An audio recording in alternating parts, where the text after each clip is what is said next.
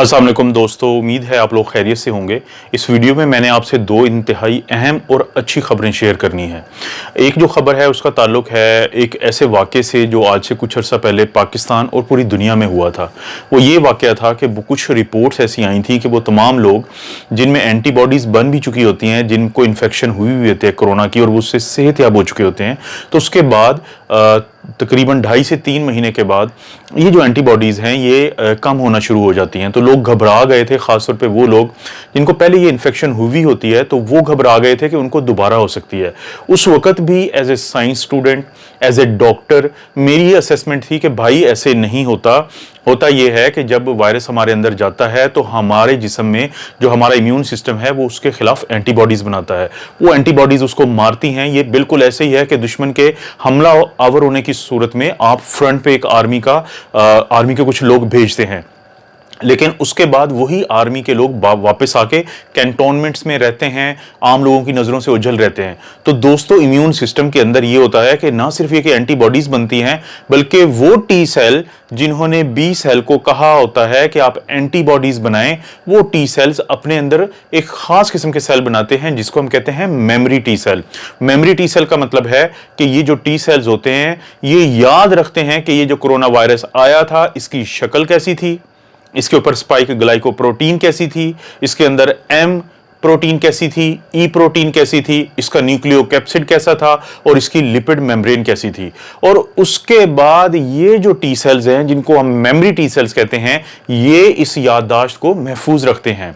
तो होगा ये कि चाहे आपकी एंटीबॉडीज कम हो जाएं, लेकिन जब ये वायरस आपके ऊपर दोबारा हमलावर होता है तो आपके टी सेल्स फौरी तौर पे इसके खिलाफ एंटीबॉडीज बनाते हैं, क्योंकि उनके पास पहले ही क्या पड़ा होता है, मेमोरी टी सेल्स।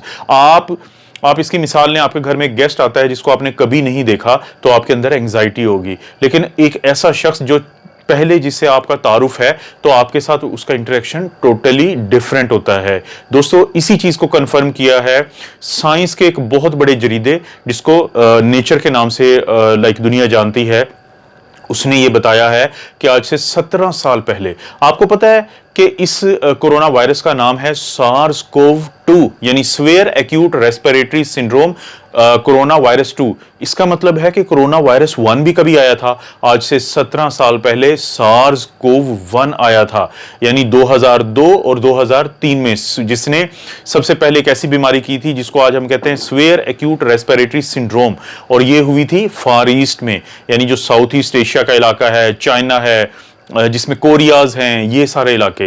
लेकिन साइंटिस्ट को अब पता चला है इस रिसर्च से कि 17 साल के बाद भी वो तमाम लोग जिनको SARS-CoV-1 की इन्फेक्शन हुई थी, उनके अंदर ये मेमोरी टी सेल्स मौजूद थे और ये उनको प्रोटेक्ट कर रहे थे। जब उनको तजर्बाती तौर पे या कहीं पे एक्सपोयर हुआ भी है SARS-CoV-1 इन्फेक्शन से, तो उनको कोई प्रॉब्लम नहीं बना और ऐसे ही वो इन्फेक्शन गई थी दुनिया से।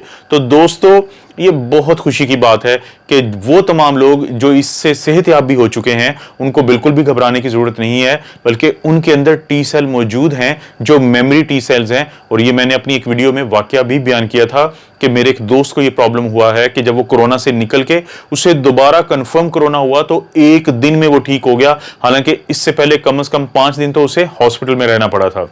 दूसरी जो खुशी की खबर है वो मैं आपको मुख्तसर बता देता हूं, क्योंकि वो पहले मैं इस पे बात कर चुका हूं कि जो ऑक्सफोर्ड यूनिवर्सिटी की वैक्सीन है, उसके बारे में जो दुनिया का एक बहुत अच्छा जरीदा है मेडिकल का लैंसेट, उसने रिव्यूड स्टडी अपनी जाहिर कर दी हैं कि फेज़ 1 और फेज़ 2 का ट्रायल बहुत कामयाब रहा है, ना तो कोई साइड इफेक्ट आए हैं और बहुत अच्छे तरीके से ये इम्यूनिटी या एंटीबॉडी भी वैक्सीन पैदा करती है। फ़र्क सिर्फ ये है कि एक ही बजाय 2 डोजेस लगा करेंगी। तो बहुत जल्द, क्योंकि अभी फेज 3 का ट्रायल जो है वो ब्राजील और साउथ अफ्रीका में स्टार्ट हो चुका है बहुत जोर शोर से, तो बहुत जल्द ये वैक्सीन अब हमें मिल जाएगी। तो दोस्तों, ये दोनों खुशी की खबर हैं। आप लोग इस मौके पे, क्योंकि पाकिस्तान के कॉन्टेक्स्ट में ये बहुत अहम खबर हैं दोनों, तो आप लोग इस चीज़ का इत्मीनान रखें।